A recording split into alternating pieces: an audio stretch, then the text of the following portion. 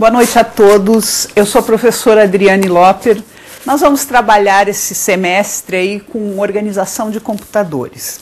Como organização de computadores tem um conteúdo extremamente extenso, então eu peço para vocês, desde já, complementarem com o livro. No livro tem uma série de informações que a gente pode passar aqui meio rápido, mas vocês utilizem mesmo o livro, que ele dá um apoio muito grande. Depois nós temos a depois da teleaula, nós temos a nossa aula-atividade. Eu também coloquei um pouco mais de explicações nessa aula-atividade. Então, vocês não esqueçam que nós temos várias formas de apoio. Nós temos a web-aula, nós temos não só a teleaula, nós temos a aula-atividade, nós temos o livro, o texto, nós temos a web-aula. Então, por favor, não pensem que é só na teleaula que vai resolver todos os seus problemas, tá? E principalmente pelo conteúdo extenso de organização de computador, que é a formação de todos os componentes do computador e como nós podemos trabalhar com esse computador. Então, vamos começar com as partes do computador. Vamos ao quadro. O que é um computador? Claro que todos vocês têm uma noção muito boa do que é um computador. Vocês estão ali olhando, vocês estão trabalhando e principalmente vocês estão na teleaula, estão me vendo dar essa aula aqui. Todo mundo sabe o que é, mas vamos aqui. É uma máquina constituída por quê? Por alguns componentes e por alguns circuitos eletrônicos. Então, se eu não tiver alguns componentes e diversos circuitos eletrônicos, eu não consigo dar formato para essa máquina chamada computador, tá? Qual que é a função principal?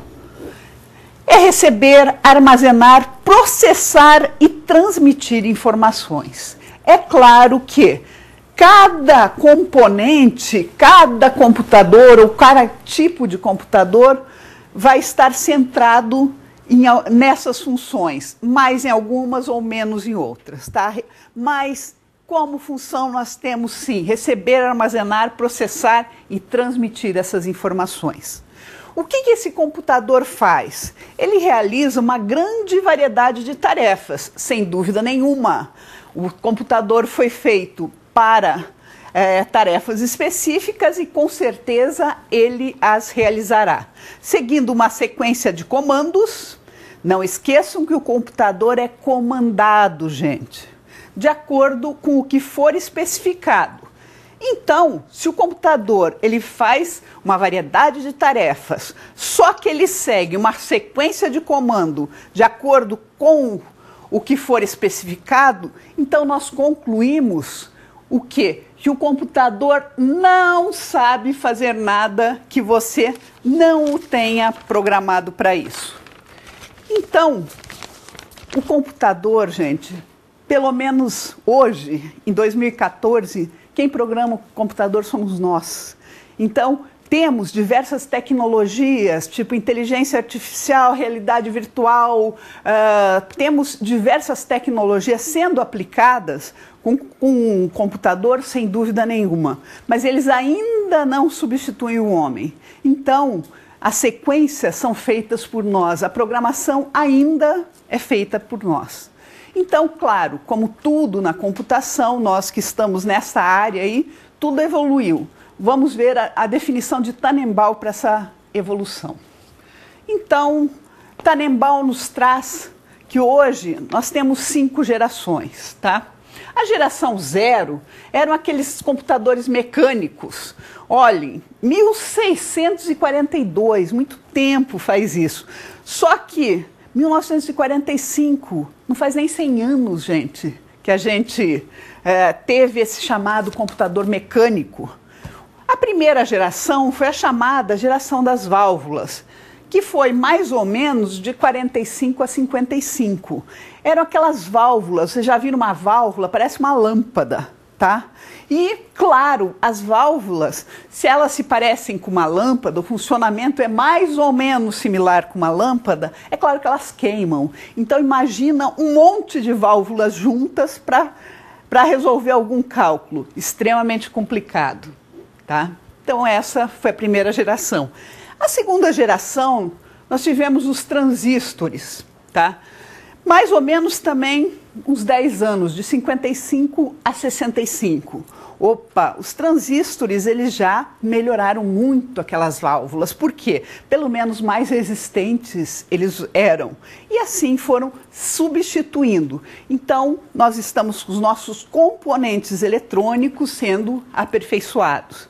A terceira geração são aqueles CIs. Lembram que a CI é aquele negócio pretinho, cheio de perna? Sem dúvida nenhuma, vocês já cansaram de ver.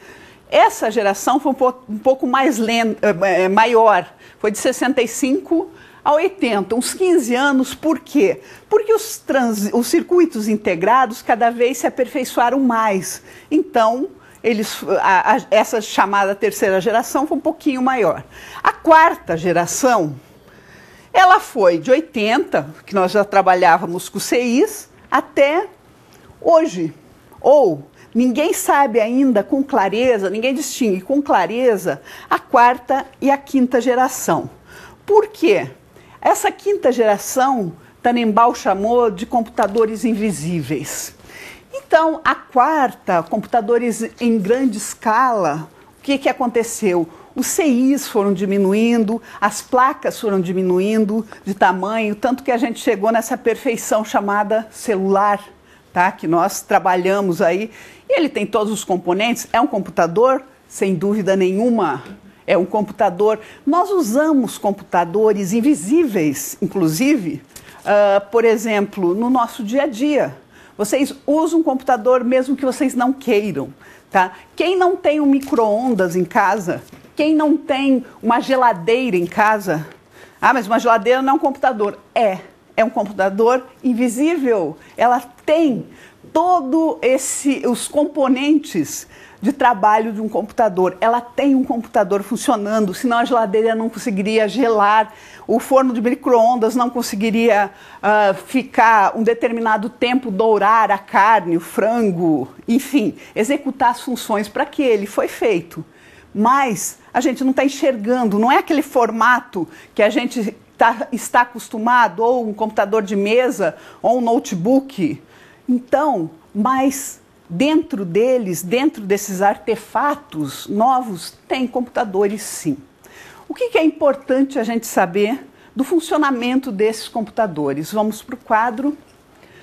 O que acontece? Nós estamos falando da computação digital. Digital vem de dígitos. Esses dígitos são representados por quê? Zeros e uns. Esta é a linguagem que o computador entende, um conjunto de zeros e uns. O computador digital trata-se de um dispositivo projetado para executar sequências de operações lógicas e aritméticas. Depende da nossa necessidade, o que a gente quer trabalhar, mas ele entende a linguagem digital, pelo menos os computadores de hoje, os que nós trabalhamos mais comumente. Olhando no próximo slide, esse desenho é uma visão total de organização de computadores. Por quê? Aqui nós temos as partes do computador, que sem elas o computador não funcionaria de acordo, tá? Quais são essas partes importantes? Nós vamos vendo no decorrer da matéria e depois, no livro, cada uma dessas partes tem um capítulo, gente. Então, é muita informação sobre cada uma dessas partes. Quais partes importantes? A memória, extremamente importante. Sem memória, nós não conseguimos trabalhar o computador. O nosso processador é importante? Muito importante. E o processador agrupa a área de controle e a área da ULA, unidade lógica e aritmética. Então, estão ali, ó, junto com o processador, cada um com a sua função e muito importante. Os dispositivos de entrada, os dispositivos de saída. Então, o que acontece? Esses componentes básicos do computador são extremamente importantes.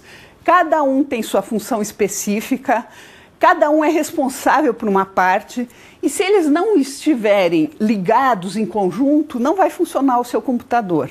Tá? Claro que depois nós temos a parte de softwares, de sistemas operacionais, tudo isso para funcionar de acordo com o que você queira. Depois temos os programas, temos os aplicativos, o que a gente vai fazer, mas enfim, a parte de hardware, a parte que você pega, é essa que tem esses 4 componentes extremamente importantes.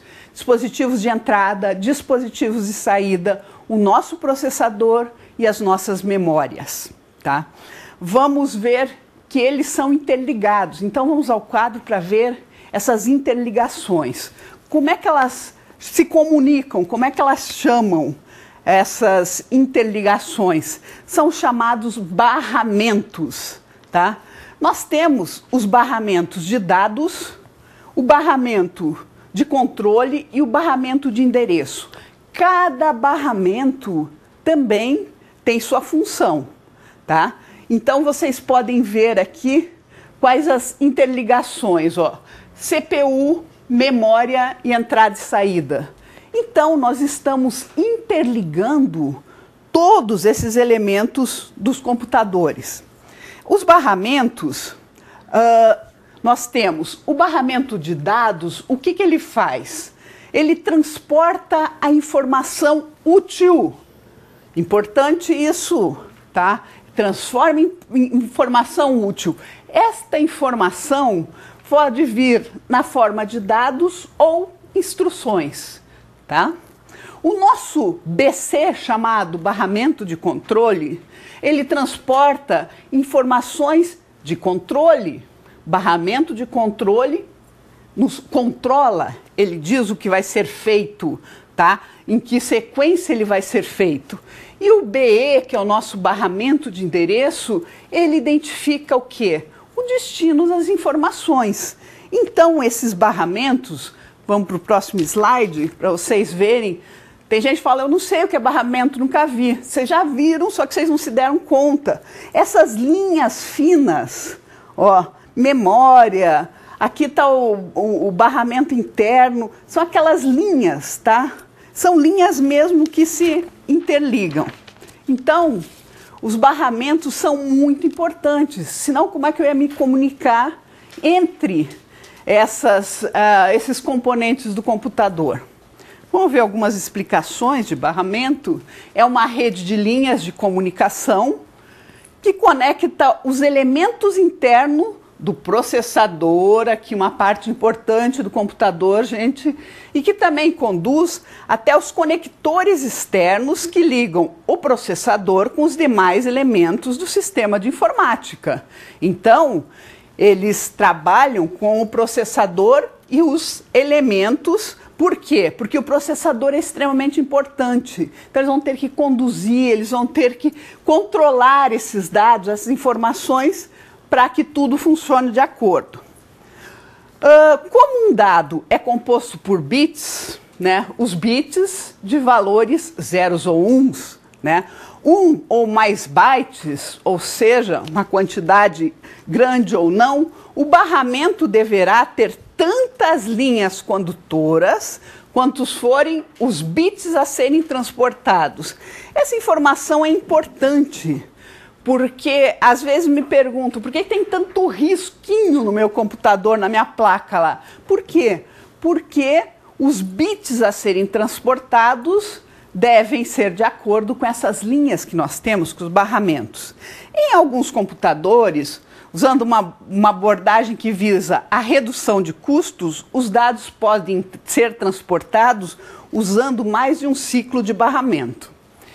Então, o que acontece? É claro que essas interligações entre o processador e entre os demais componentes, eles são trabalhados pelos barramentos, sem dúvida nenhuma.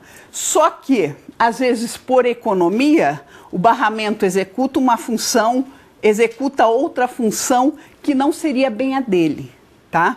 Mas isso também não é tão simples assim, como eu falo, não, agora eu não quero pegar mais barramento, então eu vou pegar outra coisa. Não é bem assim, Mas, enfim, os barramentos fazem toda essa interligação de informações, tá? Vamos ver um pouquinho, uma explicação rápida do processador. O nosso processador, às vezes chamam de CPU, por quê? Porque é uma nomenclatura que está aí, já foi adquirida e é assim mesmo, tá? O que nós temos? Se vocês verem nesse desenho aí os bonecos se mexendo, nós temos aqui um dispositivo de entrada. Aqui está exemplificado por um teclado, tá? Um dispositivo de saída. Aqui está exemplificado com um monitor e umas caixinhas de som, tá? Dispositivos de armazenamento secundário, que seriam os nossos pendrives, que a gente usa todo dia, por exemplo, né? Aqui nós temos a unidade primária de armazenamento. Nós também vamos ver o que é essa unidade primária, a nossa RAM, a nossa ROM, que vocês já ouviram falar, tá?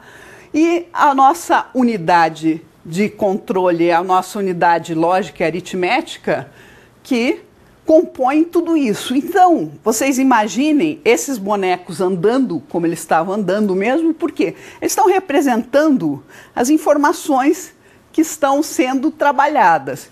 Por quê? Quando você senta no computador, quando você chega lá, liga teu computador, a partir do momento que você apertou o botão de ligar, deu on lá, já começam as diversas informações. Primeiro, elas são checadas, há uma checagem de todo o hardware e depois o computador vai ficar pronto para trabalhar. O que acontece? Ninguém liga o computador e faz uma coisa só. O que nós fazemos? Geralmente a gente está digitando um texto ou ouvindo uma música, tá? Ou entrando lá no Facebook, numa rede social, atualizando os dados e ainda ouvindo uma música, verificando lá a vida dos outros, bisbilhotando lá as últimas notícias colocadas, tá? Então, nós estamos executando diversas tarefas ao mesmo tempo.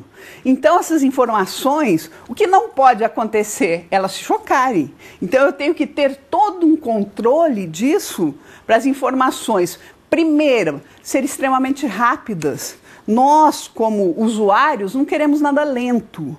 Isso é muito ruim, você sentar num computador e ficar esperando os dados aparecerem. Extremamente ruim. Ninguém quer isso. Então, por isso que nós temos que ter um controle perfeito de toda essa máquina chamada computador, tá? E cada uma executa a sua função e tem que executar bem. Vamos dar uma olhadinha nesse nosso processador. Von Neumann. Von Neumann é um cara extremamente importante, tá, para a computação. Por quê? Ele era um matemático que ele trouxe o conceito de programa armazenado. Porque o que acontecia até então? Nós tínhamos a informação e nós usávamos naquele minuto.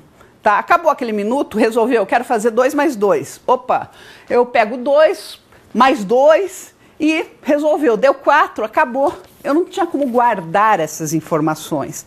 Então, ele trouxe esse conceito de programa armazenado, de armazenamento. Outra coisa que ele fez, e foi muito interessante, e o que a gente usa até hoje, a separação em unidade lógica e aritmética e unidade de controle. Então, nós temos essas duas partes. Por quê? Porque antes, o processador sendo um só, ele teria que pensar, entre aspas, tá? O que ele fazia antes, se era a parte lógica e aritmética ou a parte de controle. Então, isso já deixava o computador mais lento, tá? Utilização de barramentos e registradores, também von Neumann aperfeiçoou bem, porque inclusive os registradores são pequenas formas de memória, então estão ali. Os hardwares de entrada e saída. Então, na verdade, essa figura aqui é mais ou menos como o modelo fez o caminho dos dados. O que acontece? Se eu quero fazer uma soma de A mais B, esse A e esse B vão estar guardados nos registradores, tá? Registradores são memórias, nós vamos ver rapidamente função dessas memórias chamadas registradores, tá? Então, o que acontece? O A vai entrar aqui, o B vai entrar aqui. Eles vão entrar onde? Na unidade lógica aritmética. É isso que eu queria fazer, uma soma. Então, é claro, aqui nós temos registrador de entrada, aqui essas flechas aqui estão representando os barramentos e eu vou armazenar a minha resposta nesse chamado registrador de saída. Então, o von Neumann deu um passo muito grande, principalmente nessa parte de armazenamento. Então, os dados vão passar por uma unidade lógica aritmética e vão continuar armazenados. Por quê? Porque eu posso precisar desse dado depois.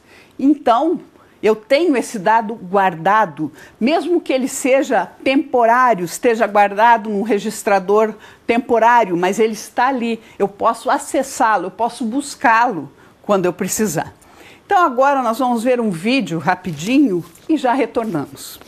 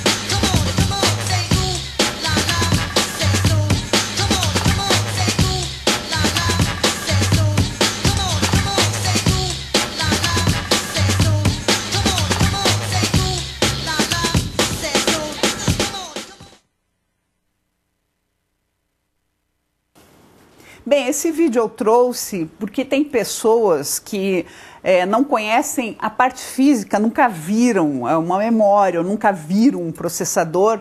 Então, só para vocês, claro, se situarem, verem, lembrarem, quando vocês olharem para uma parte de hardware, para essa parte física, vocês terem uma noção clara. Aqui é o processador, ou aqui é uma memória, só para vocês terem rapidamente uma noção, tá? Vamos continuar com as funções da nossa CPU. Então, vamos ao quadro. Claro que as funções realizadas pela CPU, processamento, sem dúvida nenhuma, é uma parte extremamente importante que nós temos. Então, o processamento faz o quê? As operações lógicas e aritméticas, os movimentos de dados, os desvios dos dados, as operações de entrada e saída, o controle, aquele controle, ele controla o quê? Ele busca interpretação e controle da execução das instruções, controle da ação dos demais componentes do sistema. Ele faz todo o controle. Então, o que acontece? A CPU, por que ela é importante? Vejam, ela faz todo o controle e todo o processamento do que está acontecendo. Então, às vezes falam, entre aspas, que a CPU, que o processador, na verdade, é o cérebro do computador. Ou, pelo menos, se aproxima do nosso cérebro. Por quê? Porque nós conseguimos fazer toda essa parte de processamento e essa parte de controle, que é o que o computador faz e nos dá as respostas, tá? Então, vamos ao quadro. Então, vamos só recordar os componentes fundamentais: unidade de controle, unidade aritmética, registradores e os nossos barramentos, tá? Agora, nós vamos passar para um momento de perguntas e já retornamos.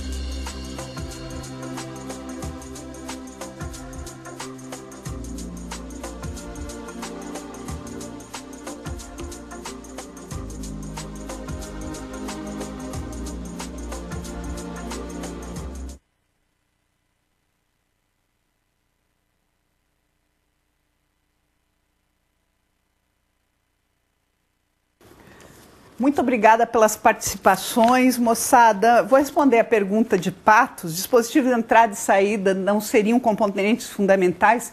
Sim. Esse último slide que eu falei dos registradores da unidade de controle, unidade de processamento, é só da CPU, tá? o aluno Fernando de Caxias do Sul pergunta por que os fabricantes ainda mantêm os slots AGP. Eu acredito que seja uma questão só técnica mesmo, para eles mudarem, para eles tirarem os slots, seja mais caro do que mantê-los. Eu acredito que é só por isso, tá? Porque claro que já está bem ultrapassado, então os fabricantes, eu acredito que seja uma questão de economia mesmo. Economia que dá mais trabalho tirar, porque eles vão ter que modificar muita coisa na placa-mãe, então eles deixam os slots. Então vamos continuar com as nossas memórias.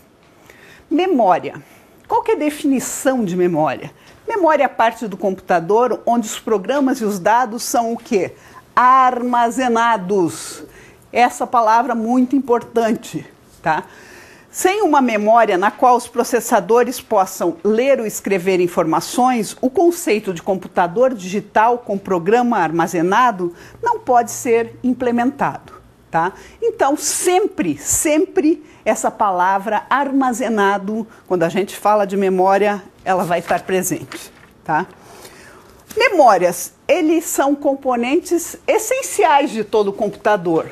Tá? Sem memória, não existiria computadores da forma que a gente conhece. Tá?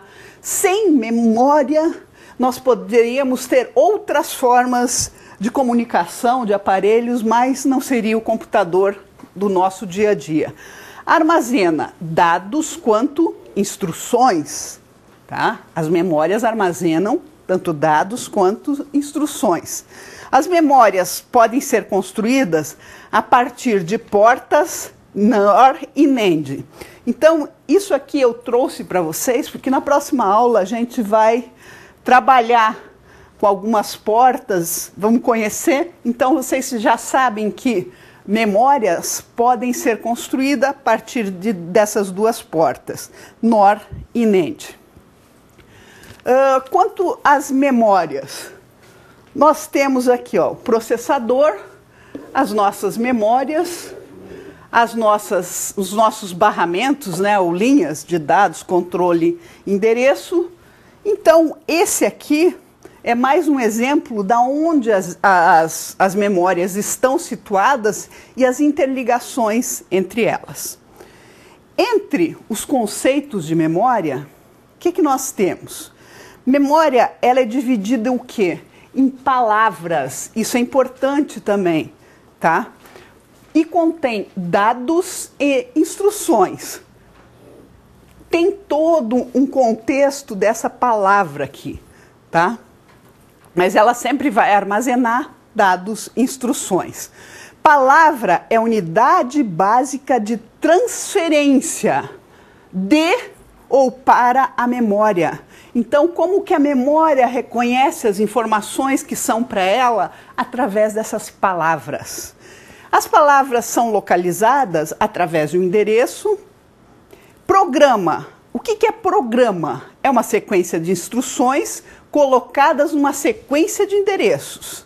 Então, vejam que eu armazeno também o programa e ela é uma sequência de instruções e uma sequência de endereços. A execução de um programa corresponde à execução sequencial de suas instruções.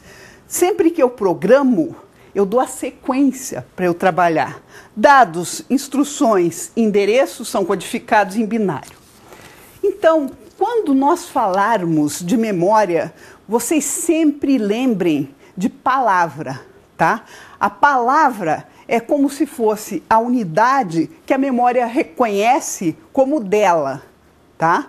Então, quando eu falo em palavras, é claro que eu pus rapidamente uma explicação ali do que é uma palavra, mas pensem que quem que vai reconhecer a palavra? Uma memória, sempre, tá?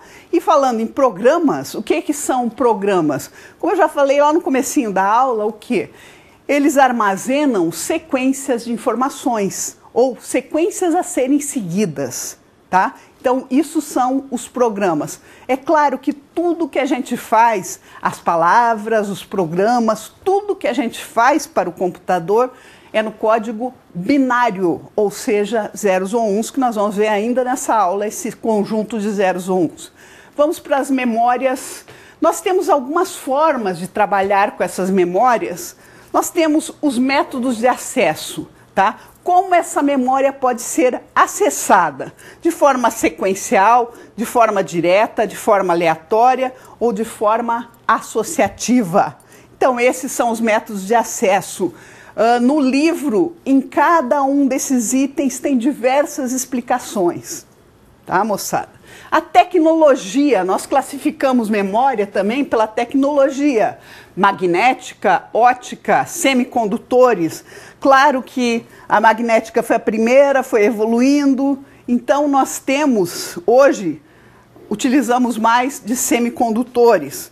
Nós temos algumas características físicas da nossa memória, volátil, não volátil, ou seja, volátil é aquela que se perde quando acaba a luz ou quando nós temos uma falha de energia ou apaga o computador.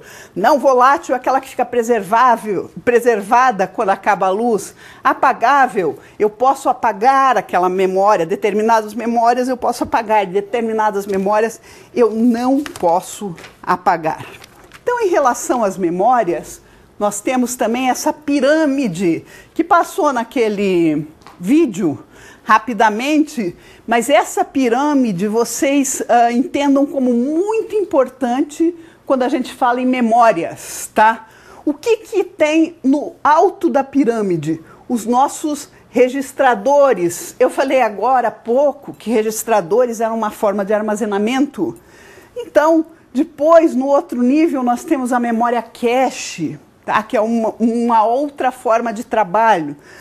Aqui nós temos as nossas RAMs e ROMs, tá? Que é a memória principal. E aqui nós temos a nossa memória secundária, seja um HD, um pendrive ou o que a gente quiser que a gente possa carregar, tá? Em geral, um disquete, um CD, um DVD, tá? O que acontece nesta pirâmide? Quanto mais no alto estiver, mais cara ela é, porque o custo é mais alto, mas também sua velocidade é extremamente alta. Só que ela tem um problema, ela armazena poucas coisas. É muito rápido, o custo é muito alto, mas armazena poucas coisas. Ao contrário, quando a gente vai baixando a memória, o que acontece? Por exemplo, um pendrive, o custo é baixo. Se a gente for analisar um custo de um registrador com o custo de um pendrive, extremamente baixo, tá? E outra, ninguém sai carregando o registrador no bolso, tá? Todo mundo carrega um pendrive. Por quê? Porque tem um custo baixo, a velocidade não é essas coisas, tá? É baixa também, considerada baixa, só que eu tenho uma alta capacidade de armazenamento. Então, esta pirâmide é extremamente importante. Então, vocês sempre, quando a gente falar de memória, vocês vão ver essa figura de pirâmide, tendo lá em cima os registradores e lá embaixo os pendrives, tá? E claro que tem cada parte, eu estou apenas mostrando para vocês, mas pesquisem sim no livro, que nós temos um capítulo inteiro sobre memória, tá? Então, vamos voltar para a nossa memória cache, tá? Memória, quando eu falo em memória em dois níveis, eu estou falando a comunicação entre o processador, a memória principal e a memória secundária, que é o que a gente tem normalmente, tá? Memória em três níveis. Essa memória cache, chamada memória cache, que vocês viram ali na pirâmide, ela veio para nos auxiliar, tá? Nesta comunicação, ou seja, para a gente trabalhar com mais rapidez entre a comunicação do processador com as suas memórias principal e secundária. Nós temos memória em 4 níveis, que daí a nossa cache tem nível 1, tem nível 2. Não esqueçam que essa memória cache, ela foi construída sempre para nos auxiliar, principalmente na parte de velocidade. Ah, mas por que eu preciso ter? Eu não preciso ter essa memória cache, tá? Porque até uma certa altura aí dos computadores, nós não tínhamos a memória cache, mas ela é um elemento primordial para a velocidade, tá? Então, ela tem diversos níveis e ela vai funcionar também armazenando algumas informações no nível 1, algumas informações no nível 2, mas pensem que ela sempre veio para nos auxiliar. Vamos ver um pouquinho dos dispositivos de entrada e saída agora. Vamos ao quadro. Tipos de dispositivos. Dispositivo de entrada. Tá? Qual é a função desse chamado dispositivo de entrada? Coletar informações, introduzir as informações na máquina, converter informações do homem para a máquina e recuperar informações dos dispositivos de armazenamento. Então vejam que os nossos dispositivos de entrada têm funções claras, tá? Principalmente na coleta, introdução e conversão dessas informações. Nós temos uma infinidade de dispositivos. Os mais comuns são o quê? Nosso teclado, mouse, scanner, leitora óptica, leitora de cartão magnético, câmera de vídeo, microfone, sensor, transdutor, etc. Esses todos são dispositivos de entrada. Aqui estão alguns exemplos. Vamos para os dispositivos de saída, tá? Qual que é a função do dispositivo de saída? Ele vai nos permitir a exibição ou impressão. Então, nós coletamos a informação, transformamos-as e depois nós vamos exibir na tela ou imprimir os resultados do processamento. Ou ainda, controlar os dispositivos externos. Então, o dispositivo de saída tem menos funções que o de entrada. Mas, enfim, quais são os mais conhecidos? Impressoras, monitores de vídeo, plotter, atuadores, chaves, etc. E alguns exemplos de dispositivos de entrada e de saída. Então, está aqui nossa câmera, mouse, scanner, tela, impressora, enfim, alguns exemplos gerais de dispositivos de entrada e saída. E o que nós temos que saber desses dispositivos de entrada e saída?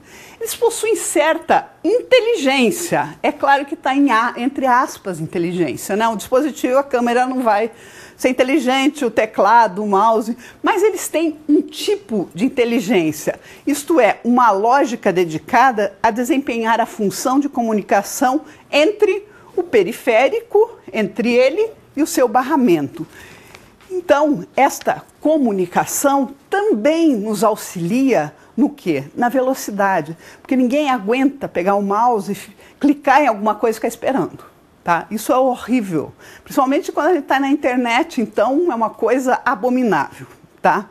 Então, todos esses componentes do computador, a gente viu rapidamente algumas funções mais importantes dele, algumas formas de trabalho deles, e agora a gente vai ver toda aquela parte binária, zeros e uns, que é a compreensão do computador. Tá? Então vamos a isso agora, porque nós vamos ver os sistemas numéricos e suas conversões. Tá? A informação e a sua representação em forma de sistemas numéricos. Então, o que são esses sistemas numéricos? São formas e métodos para representar, claro, números. Esse representar números sempre foi uma necessidade do ser humano. Por quê? Porque o pastor lá, há centenas de anos atrás, ele precisava contar as suas ovelhas. Então, o homem precisou contar objetos, ele tem essa necessidade no dia a dia. Tá? E depois, é claro, com o aperfeiçoamento, nós conseguimos efetuar operações numéricas. Isso, o ser humano, sem nenhum auxílio. E para o computador, para passar essa informação para o computador, também não foi diferente.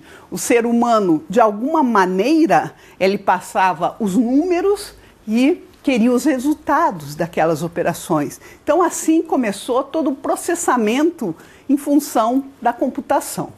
Então, vamos ao quadro para ver um exemplo de sistema numérico. Aqui, o egípcio, Como que a gente representa? A gente representa com aquilo que a gente tem, gente. Por exemplo, lá no Egito, lá o sistema numérico Egito, o número 1, né, nosso conhecido, era um bastão. Por quê? Porque, todo mundo sabia o que era um bastão, era um. O 10 era representado por um calcanhar. Olha aqui o formatinho do calcanhar, lindo, tá? Mas era um sistema que eles conheciam, era alguma coisa que eles conheciam. Rolo de corda, tá? O 100 era representado pelo rolo de corda. Por quê? Porque todo mundo usava corda naquele tempo, tá? Flor de lótus, na nossa anotação seria o número 1000, por quê? Porque é uma flor característica da região, todo mundo conhecia. 10.000, um dedo a apontar, veja que beleza. Se cada um representasse 10.000, ia ser um espetáculo hoje em dia, hein? Cada dedo que você tivesse. Mas enfim, os peixes também eram a representação dos 100.000, e um homenzinho aqui era a representação no 1.000.000. Então, uma representação com o que a gente conhecia, com o que eles conheciam na época, depois que veio a nossa notação, 1, 2, 3, isso aí veio depois, tá? Entre os sistemas de numeração, o que acontece? Uma das primeiras maneiras que os seres humanos encontraram para mostrar a que quantidade estavam se referindo são os dedos da mão. Dígitos. Dígitos do quê? Digital, das mãos. Em geral, as pessoas possuem 2 mãos, 10 dedos. Claro que nem todas, mas enfim. Dígito, tá? Digital. Então, o sistema decimal, tá? Veio do quê? De 10. Quantos dedos nós temos? 10. Nós conseguimos contar nos dedos, todo mundo aprendeu a contar nos dedos. Então, nosso sistema decimal bem conhecido. Então, dentre esse sistema decimal, há muito tempo a cultura ocidental adotou um sistema de numeração com 10 algarismos diferentes, que vai do 0 ao 9. Não é do 1 ao 10 não, gente, é do 0 ao 9. Tá? Que foi chamado sistema decimal, porque tem 10. Tá? Por exemplo, o número 1234, aqui ele está na base 10, faz parte do sistema decimal. Aqui é o nosso conhecido 44, está na base 10, aqui. O número 456.789 está na base 10. Na base decimal, moçada, por ser mais usual, costuma-se dispensar o indicador da base, tá? Porque a gente lê o número, como a gente está vendo. Por exemplo, o segundo número ali é 44, tá? Eu não tenho como mudar. É 44 que eu estou vendo, é 44 que está escrito ali, tá? Então, eu quando for escrever o número 44, eu não preciso pôr essa base 10, tá? Diferente dos outros sistemas que nós vamos ver hoje. O sistema binário, quem que entende esse sistema binário? Veja o nome, bi vem de 2, gente. Tá? Os atuais computadores processam suas operações em um sistema diferente do decimal, que é o sistema binário. Então, o computador só conhece zeros e uns. O sistema binário, como já diz, tem 2 algarismos. Quais são esses 2 algarismos? 0 e 1. Que corresponde, por exemplo, não e sim, verdadeiro ou falso, ligado e desligado, negativo e positivo, fechado ou aberto. Então, essa é a representação do nosso sistema binário. Quando eu só tenho 2 possibilidades, sim ou não, não tenho talvez, eu estou no sistema binário. Tá? Se eu represento com zeros ou uns, então tá aqui, ó, esse número 1011. Na base 2, na base binária, gente. Aqui, 11000. Não pensem que é 111.000. Não, eu estou falando na base binária. 2 aqui, ó, embaixo. Então, é o número 111000. Tá? Aqui o número 000111000 na base binária. Então, vamos lá. O nosso terceiro sistema que nós vamos ver é o sistema octal. 8. Octal vem do quê? 8, gente, 8. Um sistema de numeração com 8 algarismos diferentes. Que algarismos são esses? 0, 1, 2, 3, 4, 5, 6, 7. Tá? É chamado sistema octal. é utilizado por ser um sistema que tem relação direta com o sistema binário, tá? Veremos essa relação quando tratarmos de transformação de bases. Então, eu posso representar do 0 ao 7, tá? Então, número 2, 3, 4 na base 8. Não é o número 25 esse próximo, é o número 2, 5 na base 8, na base octal. O número não é 12.345, gente, é o número 1, 2, 3, 4, 5 na base 8. Isso faz toda a diferença, gente. E vamos ver o nosso sistema hexadecimal. O que quer dizer hexa? Hexa vem o quê? De 6. Hexa, 6. Decimal, 10. Então, o sistema numérico de base 16, a base será 16, do hexa 6 desce 10. Tem 16 algarismos distintos, que são o quê? 0, 1, 2, 3, 4, 5, 6, 7, 8, 9. Opa! Só que nós temos Azão, Bzão, Czão, Dzão, Ezão e F. Por quê? Os símbolos A, B, C, D, E e F fazem o papel das grandezas 10, 11, 12, 13, 14 e 15. Por que isso? Porque sempre eu vou ter que representar em uma casa só. Se eu pusesse 10, o 10 é composto do número 1 e 0, então eu ia ocupar duas casas. Nós não podemos trabalhar com duas casas no nosso sistema hexadecimal. Por exemplo, 1B3A na base 16, FA34A hexadecimal, BDD na 16. O sistema hexadecimal é usado com frequência na representação dos endereços de memória. Então, o que nós vamos ver um pouco? Essas 4 bases, tá? E as suas transformações. Então, decimal, 10, octal, 8, binário, 2 e hexadecimal, 16. Só vai haver as letras A, B, C, D e F no hexadecimal, tá? Então, muita atenção. Se você vê 1A, 3B, você sabe que quando a gente juntou números e letras, eu estou no sistema hexadecimal. Tá? Então vamos usar esse quadro que resume o sistema de numeração. Então, o binário, quantas bases eu tenho? 2. Quais são os algarismos? 0 e 1. O octal, eu estou na base 8. E quais são os algarismos? 0, 1, 2, 3, 4, 5, 6, 7. O decimal, na base 10, 0 ao 9, e o hexadecimal, base 16, que vai do 0 ao F. Então vamos começar agora a trabalhar com essas bases. Vamos fazer a conversão de bases. Primeira conversão, binário para decimal.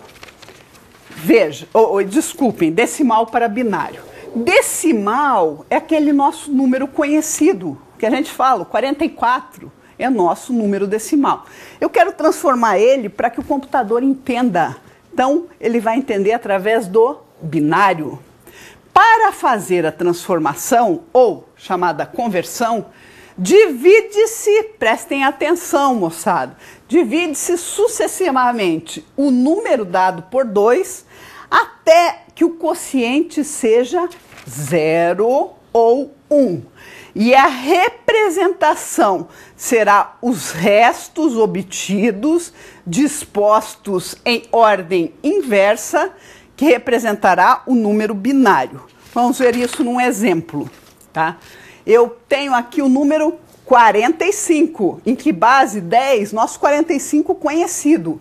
Eu quero transformá-lo para a base o quê? 2, para a base binária. Então lá diz o quê? Que eu divido sucessivamente o número dado por 2.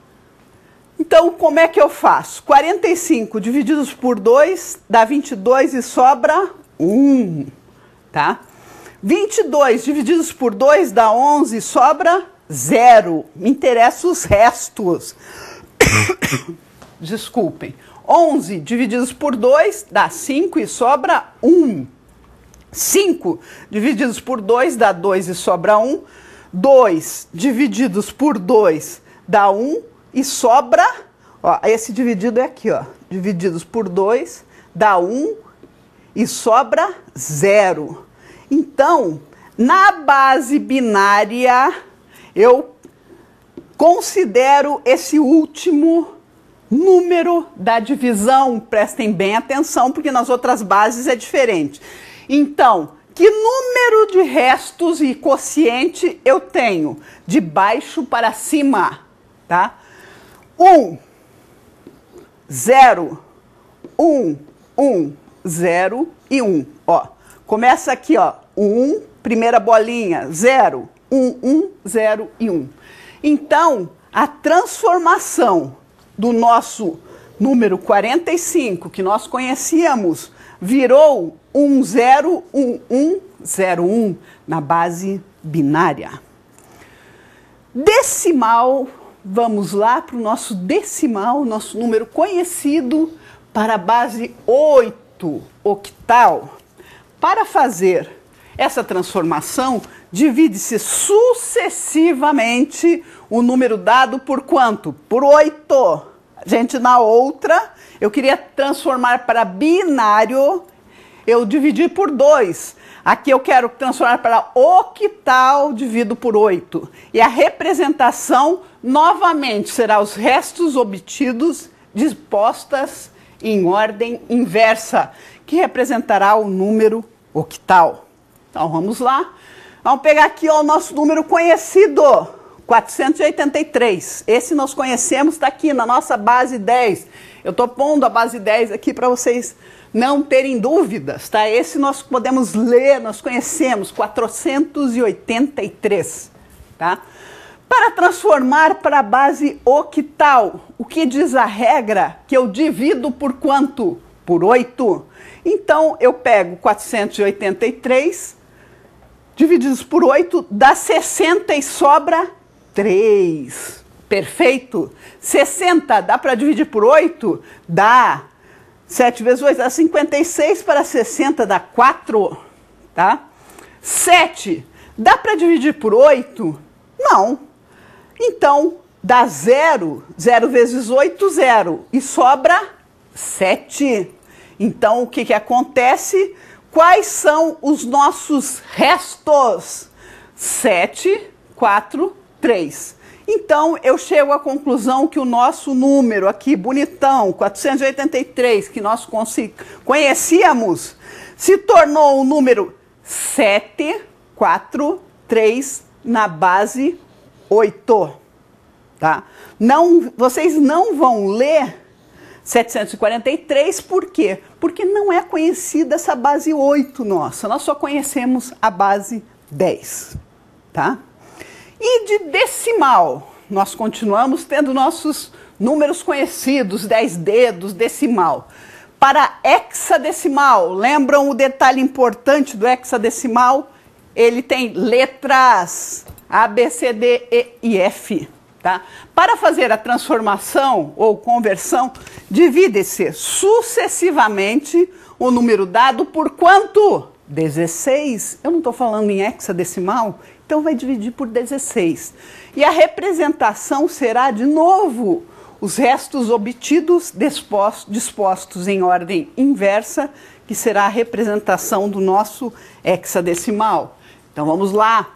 Pegar o nosso número conhecido, tá aqui o bonito, 490, esse número nós conhecemos, sabemos o que que é, tá? E nós queremos transformá-lo em algum número na base 16 ou na base hexadecimal.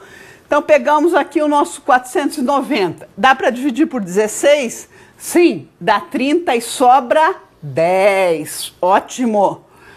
30 dá para dividir por 16? Sim. Dá 1 e sobra 14. 1 dá para dividir por 16? Não. Dá 0. 0 vezes 16? 0. Para 1, 1. Opa! Agora, quais foram os restos que sobraram? 1, 14 e 10. na ordem inversa, tá? O 14, o que a gente tem que lembrar da tabela hexa? 14 corresponde à letra E. E o 10? 10 corresponde à letra A. Então, o nosso conhecido 490 se transformou em 1EA na base 16. Então, essas são as transformações de números conhecidos, de números decimais, aqueles que a gente consegue ler, para as bases binária, octal e hexadecimal. Agora vocês têm 2 minutinhos para fazerem os exercícios e me mandem as respostas já.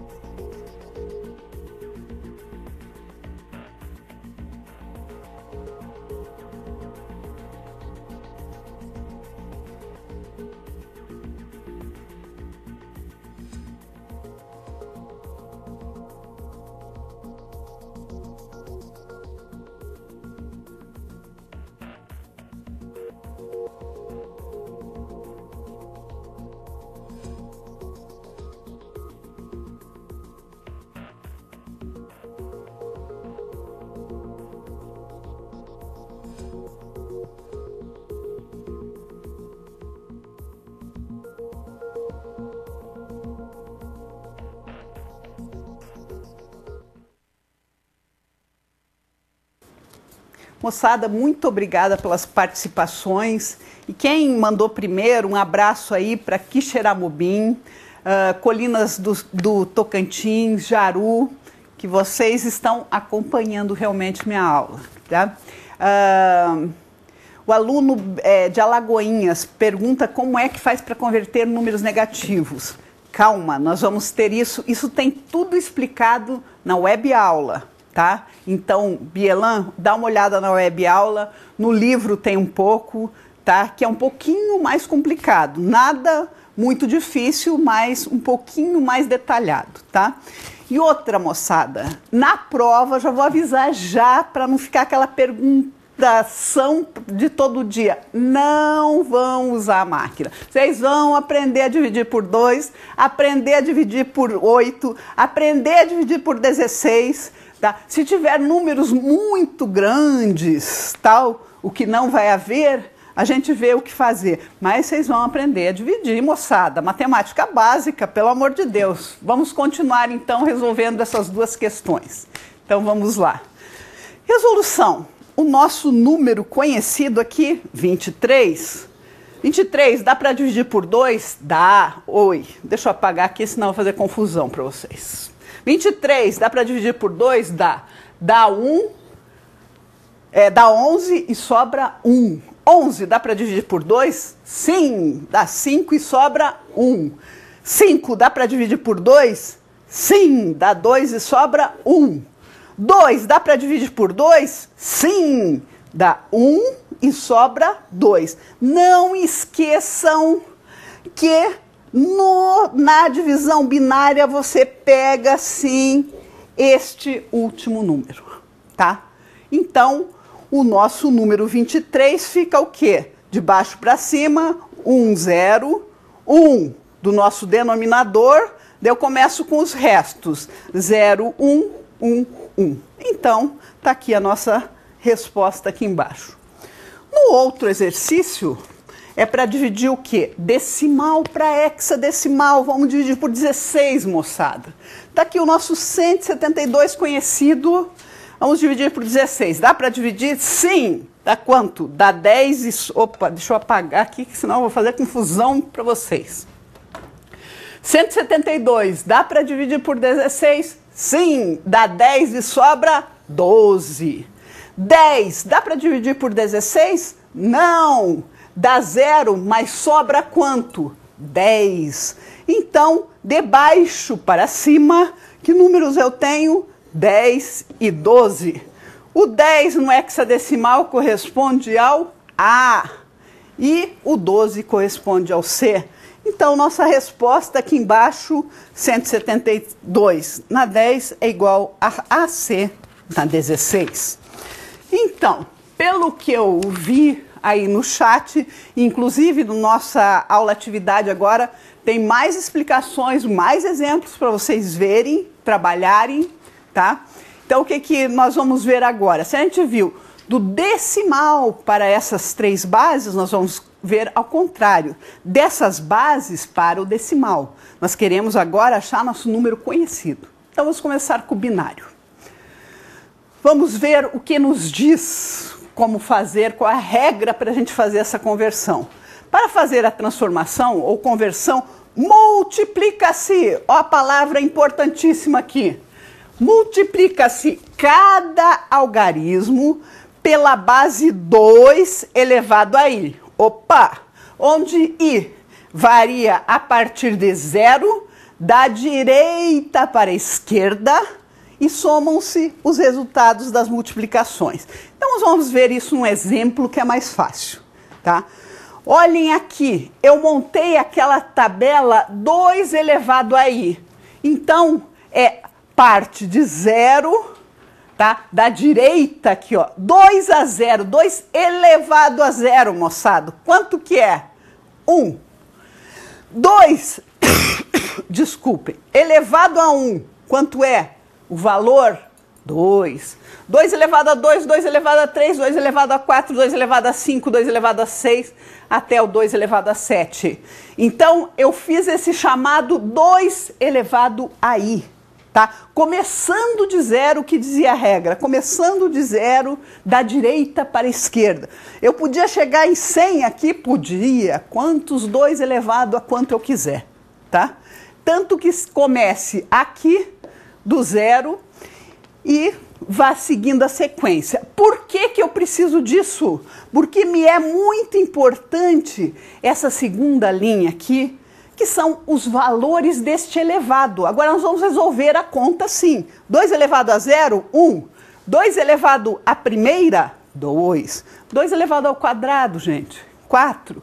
2 elevado ao cubo, gente, é 8. 2 elevado à quarta, 16. 2 elevado à quinta, 32. 2 elevado à sexta, 64. 2 elevado à sétima, 128. Porque nós vamos, sim, trabalhar com esses valores, tá? Agora, então, eu dou para vocês um número binário, 1001. Opa, nós vamos construir este quadrado, esta tabela aqui. Por quê? Porque eu vou usar essa tabela de cima aqui, moçada. Sem esses valores, eu não tenho como trabalhar, tá? Então, o número dado, ponham nas posições. Sempre comece da direita para a esquerda. 1, 0, 0, 1. Perfeito! Agora, como que eu faço o cálculo disso? Então, vocês podem observar aqui o quê? Este umzinho do número que eu dei, ele está ocupando qual a posição? 2 a 0. Então, é o número 1 que está ali, multiplicado por 2 a 0. Mais, vamos pegar o próximo número. Quem que é? O nosso 0. 0 vai multiplicar. Que posição ele está ocupando aqui? 2 a 1. Então, está aqui, ó, 0 vezes 2 a 1. Mais o quê? Agora vamos lá. Qual o número que eu dei? Eu dei esse 0 aqui. Ele está ocupando qual posição, gente? 2 ao quadrado. Está aqui. 0 vezes a posição que ele ocupa. 2 ao quadrado. E esse cidadão aqui, o número 1, que vai multiplicar, que posição ele está ocupando? Aqui era 2 a 0, aqui era 2 a 1, 2 a 2, 2 a 3. 1 que multiplica 2 ao cubo. Agora, nós vamos fazer esses cálculos mesmo. 1 que multiplica, quanto que é 2 a 0, moçada? 1. 0 que multiplica, quanto que é 2 a 1? 2. 0 que multiplica, 2 a 2, quanto é? 4. 1 que multiplica 2 ao cubo, que é 8. Quanto que é 1 vezes 1, gente? 1. Quanto que é 0 vezes qualquer coisa? 0. Quanto que é 0 vezes qualquer coisa? 0. E quanto que é 1 vezes 8? 8. Então, quanto que é a soma de 8 mais 0 mais 0 mais 1? 9. 8 mais 1 é 9. Então, aquele número lá que eu dei num formato, a princípio desconhecido para vocês, o número binário, ele se transformou em 9 na base decimal conhecida. Tá? Octal para decimal, também recebo um número esquisito na base 8 e eu tenho que transformá-lo para um número conhecido na base decimal. Para fazer essa transformação ou conversão, multiplica-se o quê? Cada algarismo pela base 8, elevada a i, onde i varia a partir de 0, da direita para a esquerda, e somam-se os resultados das multiplicações. Exatamente a mesma coisa que a gente fez. Então, ponham na tabela, montem essa tabela, é muito importante. Está aqui 8 aí, ou seja, 8 a 0, 8 a 1, 8 a 2, 8 a 3, 8 a 4. Porque eu estou no sistema octal, gente. Quanto que é 8 a 0? Qualquer número elevado a 0 sempre será 1. Quanto que é 8 elevado a 1? Sempre será ele mesmo. Quanto que é 8 ao quadrado? 8 vezes 8, 64. 8 vezes 8 vezes 8, 512. 8 vezes 8 vezes 8 vezes 8, 4.096. Então, por exemplo, eu passei para vocês esse número, 3721, numa base 8, não é um número conhecido nosso. Nós temos que transformá-lo em um número conhecido. Como é que a gente vai fazer isso? Façam esta tabela. Por quê? Porque aqui é a posição 8 a 0, aqui é a posição 8 a 1, aqui é 8 a 2, aqui é 8 a 3, tá? Por quê? Tem que fazer essa? Tem, porque vai facilitar muito a tua vida, tá? Não quer fazer a 6, fazer de cabeça, ótimo. Então, perfeito, mas ponha na tabela. Qual o número que eu dei? 3721. Perfeito, como que é o cálculo? O 1 vai multiplicar que posição? 8 a 0. O 2 vai multiplicar que posição? 8 a 1. Mais o 7 vai multiplicar o quê? 8 ao quadrado. E o número 3 vai multiplicar 8 ao cubo. Então, vamos fazer os cálculos. 1 vezes 8 a 0, 1. 1 vezes 1. 2 vezes 8 a 1, 2 vezes 8. 7 vezes 8 ao quadrado é 64. 3 vezes 8 ao cubo é 3 vezes 512. Fazendo os cálculos, 1 vezes 1, 1. 2 vezes 8, 16. 7 vezes 64, 448. 3 vezes 512, 1536. Somando 1536 mais 448 mais 16 mais 1, nos dá a resposta de 2001. Perfeito? Mesma coisa nós vamos fazer para o hexadecimal. Então vamos lá. Hexadecimal, vou dar um número para vocês e vocês vão transformá-lo num número conhecido nosso, tá? Para fazer a transformação igual os outros dois, multiplica-se cada algarismo pela base. Agora nós estamos trabalhando com a base 16 elevada a i, onde i varia de 0 da direita para a esquerda e somam-se os resultados das multiplicações. Então vamos. Montei a minha tabela 16 aí, ó, aqui, ó. 16 a 0, 16 a 1, 16 a 2, 16 a 3. Qual o valor de 16 elevado a 0? 1. 16 elevado a 1, 16. 16 ao quadrado, 256. 16 ao cubo, 4096. Tá? Agora eu dou para você um número desconhecido chamado 7D1 na base 16. E eu quero saber na base 10. Então vamos lá. Vamos montar essa nossa tabela. 7D1, coloquei, ó, 7D1. 1 está ocupando que posição? 16 a 0. O D, 16 a 1. E o 7, 16 ao quadrado. Então vamos lá. 1 que multiplica 16 a 0, mais D, ó, vocês estão vendo um D aqui. D que multiplica 16 a 1, mais o número 7 que multiplica 16 ao quadrado. 16 a 0 é 1, então 1 vezes 1. 16 elevado a 1 é 16. D, nos nossos números, lá, representa o 13, tá?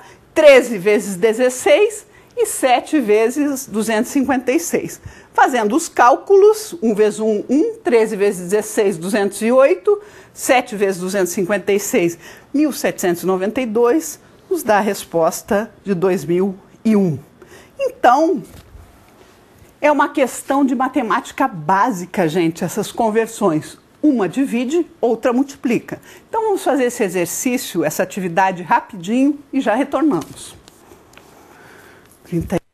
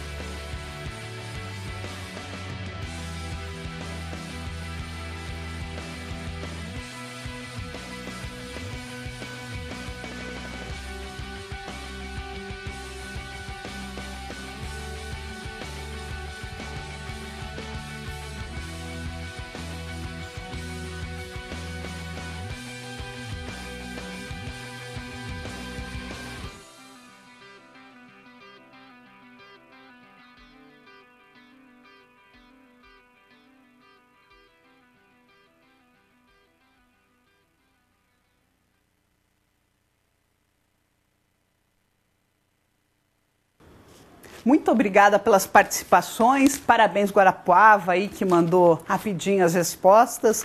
Umuarama, Teixeira Freitas, Joinville. Então, vamos para a resolução desse exercício. Vamos ao quadro. Transforme, né, o nosso algarismo hexa em decimal. Então, que número eu dei? 1A, 7B. Tá? Aqui eu não fiz a tabela, mas vocês sabem que a posição 16 a 0, 16 a 1, 16 a 2, 16 a 3. Então, que número está aqui? 11, porque corresponde ao B. 11 vezes 16 a 0. 7 vezes 16 a 1. 10, que corresponde ao nosso A, vezes 16 ao quadrado. E 1 vezes 16 ao cubo. Fazendo os cálculos, nós temos 11 vezes 1, 7 vezes 16, 10 vezes 256, 1 vezes 4.096. Agora, 4.096 mais 2.560, mais 112, mais 11, pelo menos na minha conta deu 6779. Então, o número 1A, 7B representa o número 6779 na base 10. Vamos para o próximo item, que é a adição nos sistemas decimal, binário, octal e hexadecimal. Bem, no sistema decimal, a gente já conhece desde do primeiro ano lá, tá? Quanto que é? 247 mais 349. O que eu tenho que prestar atenção? Monto um embaixo do outro, como sempre foi, e eu tenho que prestar atenção naquele vai 1, tá? Porque 9 mais 7 dá 16 e vai 1. 1 mais 4, 5, mais 4, 9. E 2 mais 3, 5. Perfeito, uma conta normal. Única coisa que a gente tem que se atentar é esse vai 1. Ótimo, conhecemos isso de cor e salteado, tá? Agora, então, nós usamos essa tabela com os 9 números e vai 1, tá? Agora, o sistema binário é um pouquinho mais complicado, porque também vai ter vai 1, tá? 0 mais 0, quanto que é no binário? 0 mais 0 é igual a 0. 0 mais 1 é igual a 1. 1 mais 0 é igual também a 1. E 1 mais 1 é igual a 1, desculpem, é igual a 0 e vai 1. Então, vamos prestar atenção nas regras. 0 mais 1, olhando na tabela, 0 mais 1, 1. 1 mais 0, também 1. 1 mais 1 dá 0 e vai 1. Nós também temos esse vai 1, gente. Agora aqui, 1 mais 0 dá 1. 1 mais 1, quanto dá? Dá 0 e vai 1. Então, vamos lá, tá?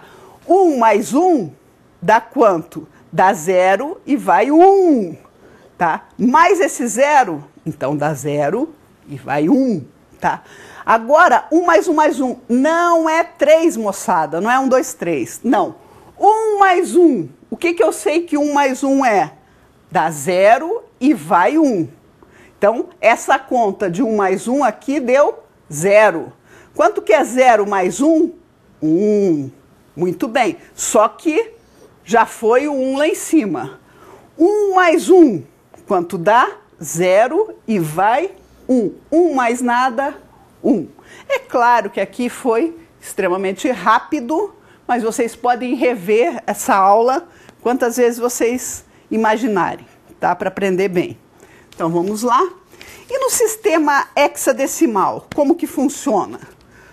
Eu tenho 2AD mais 5F3, perfeito?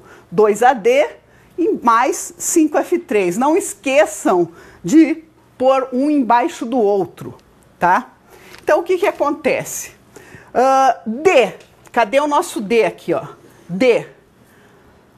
Eu quero D mais 3, então vamos andar com o D. D mais 1, mais 2, que número é D mais 3? 0, tá? E foi 1, por quê? Por que foi 1 aqui? Porque eu ultrapassei aqui meu sistema, ele acabou e eu comecei de novo, tá? A, vamos pegar no A. Deixa eu pegar o nosso A aqui. A mais 1, se eu somar mais 1, ele cai no B. Agora eu tenho que somar quanto? F nele. F é quanto, gente?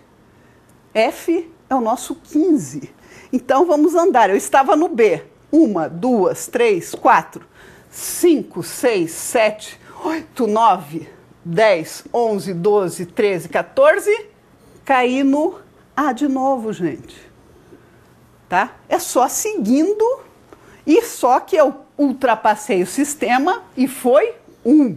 Agora, quanto que é 2 mais 1? 3. Mais 5, 8. Então, 2AD mais 5, F3, dá 8A0. Então, vamos fazer essa atividade rapidinho. Tá? Eu quero que vocês me mandem a resposta em 1 minutinho e nós já retornamos para fazer essa atividade.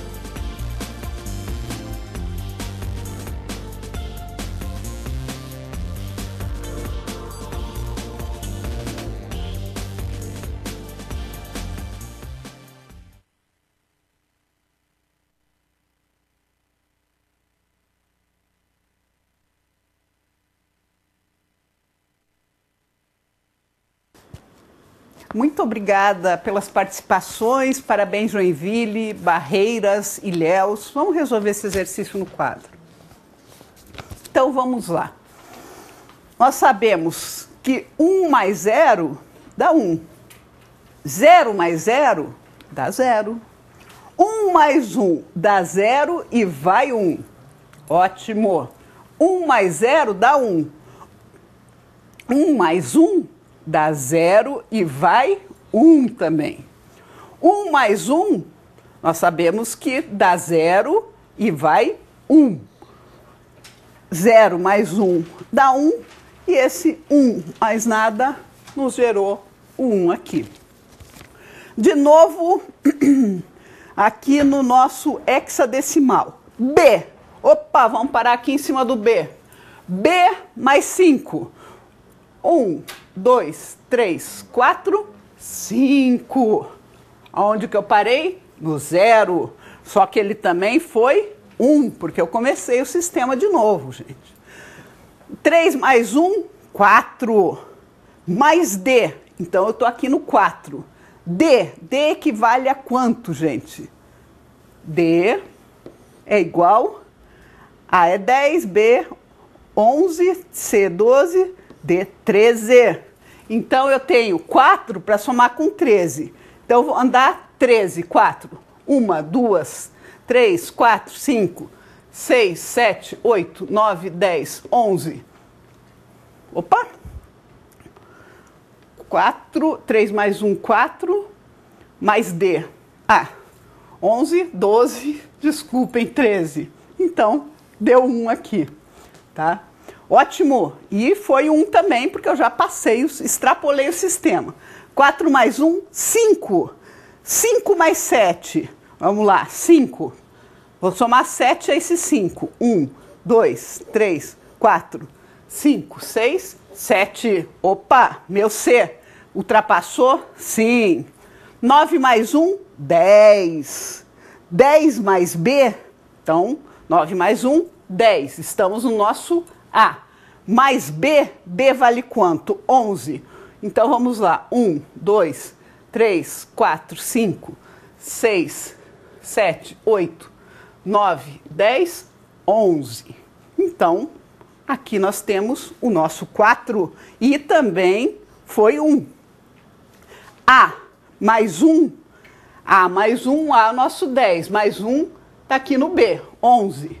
11 mais 3, 11. Mais 1, 2, 3, estamos aqui no E. E 3 mais 2 dá 5.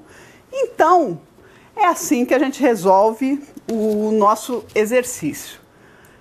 Então, esse exercício resolvido, nós temos aqui só um quadrinho para vocês verem que o laptop tem 8 GB, o smartphone tem um monte de informações.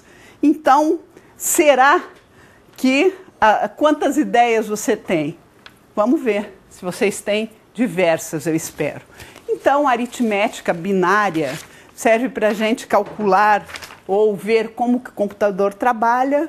Então, vamos agora para a nossa aula atividade. Na próxima semana retornamos.